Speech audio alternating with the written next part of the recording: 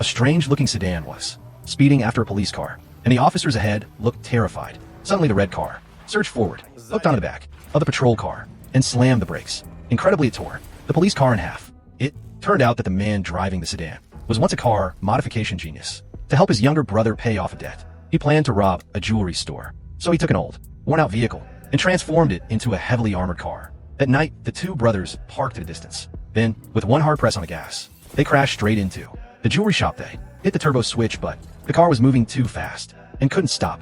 It burst right through the other side of the store. As they turned back to grab more gold, sirens began wailing in the distance. Unfortunately, the man realized his seat belt was jammed. He couldn't get out. With no other option, he told his brother to run while he stayed behind. Moments later, the police arrested him on the spot. The man was sentenced to 5 years in prison for robbery. Even the officers admired his engineering skills. But not long after, the police chief paid him a visit, showing him photos of several destroyed patrol cars. Drug traffickers have been using modified cars to transport goods, and the police fleet just couldn't keep up.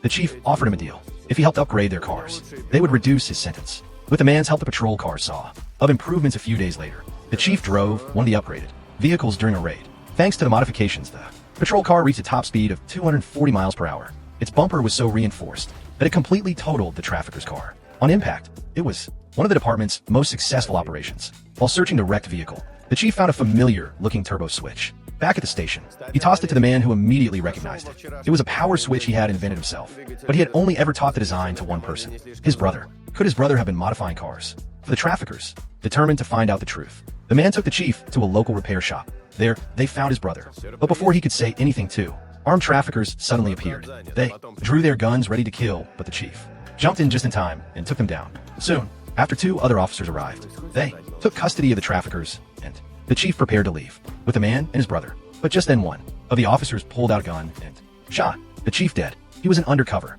mole planted by the cartel. Afraid of being exposed, he chose to eliminate the chief. In the chaos, the man grabbed a pistol and ran. By the time officers gave chase, he had already disappeared without a trace. Now, if you had a powerful custom-built car like that, what would you do with it?